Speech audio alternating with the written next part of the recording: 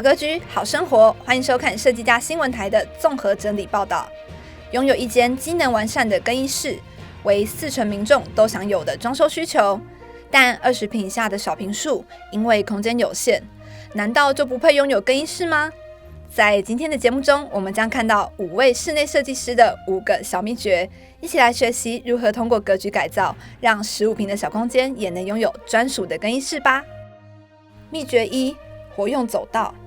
35坪新成屋，原始格局为3房2厅，不符合5口人的居住需求。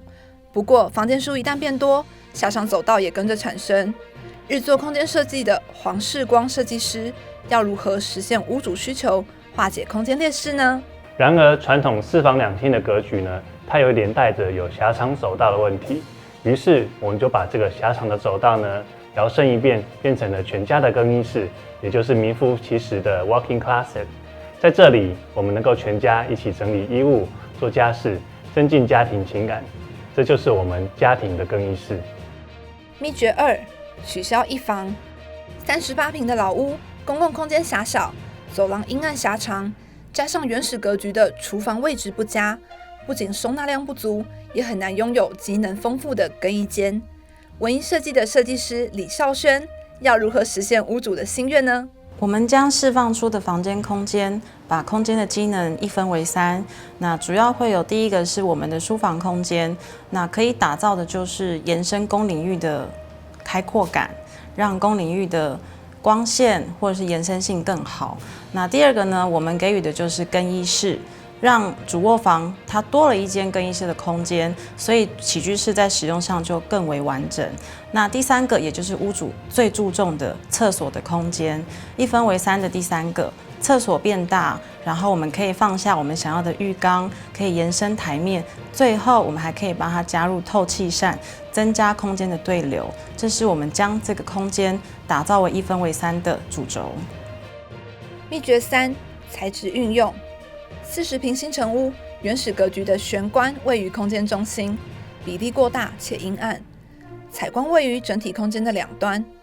尔生空间设计的陈荣生设计师，要如何安排其他空间的位置及规划呢？蛮容易了解到的是，这个房型是双面采光。那真正比较薄弱没有到采光的位置，其实就是我们一开始进来玄关的位置。那另外一边到私领域的时候呢，其实我们的更衣室的采光也非常的好。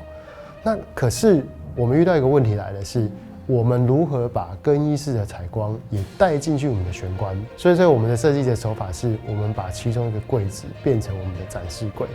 那展示柜呢，中间会有一个不透明，但是又透光的一个玻璃的材质。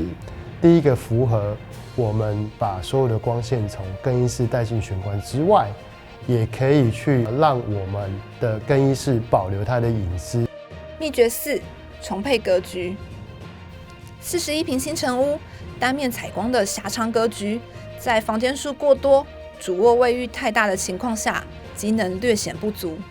君汉设计的曹君达设计师，要如何释放坪效，完整空间机能呢？这个原始的平面图，好，那我们会发现说，它的这个厕所的部分，它是属于比较偏狭长型的，好，那占据了很多的面积，其实呢是有点坪效上是有点浪费，所以呢，我们决定在主卧房以及更衣室，然后跟卫浴空间的部分呢做一点调整，然后满足到说女屋主她需要的这个衣物量，所以我们将过大的卫浴空间呢，给它大概取舍了1/3起来，那把这1/3的空间留给就是女屋主作为她的这个包包的收纳。那同时间我们牺牲掉这个1/3的部分，保留下来的空间一样能够满足到泡澡、shower 以及这个马桶间还有面盆的一个基本的使用需求。秘诀5：善用屋高。15坪新成屋非常狭小，又有楼层高度偏高、卧室空间分配不均的问题。在这样的状况下，想拥有更衣室几乎是不可能的任务。还好够设计的设计师杨子莹发挥创意，实现了屋主的梦想。好的，其实我们客房的部分基本上是利用更衣室上方多出来的空间，一般更衣室其实我们做到220的地方，我们其实手就勾不到了。那一般屋主呢，其实上面就变成是收纳闲置的东西或是棉被，都是浪费的空间。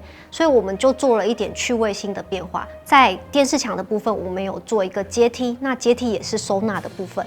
到了上面之后，基本上就是一个卧铺爬上去，所以不用担心说要预留多高的高度，基本上我们建议大概100公分左右，坐在上面其实都不会去撞到头。好的，本节新闻内容就是这样。想看到更多格局改造的精彩秘诀，千万别忘记订阅我们的频道及开启小铃铛。设计家新闻台，下次见。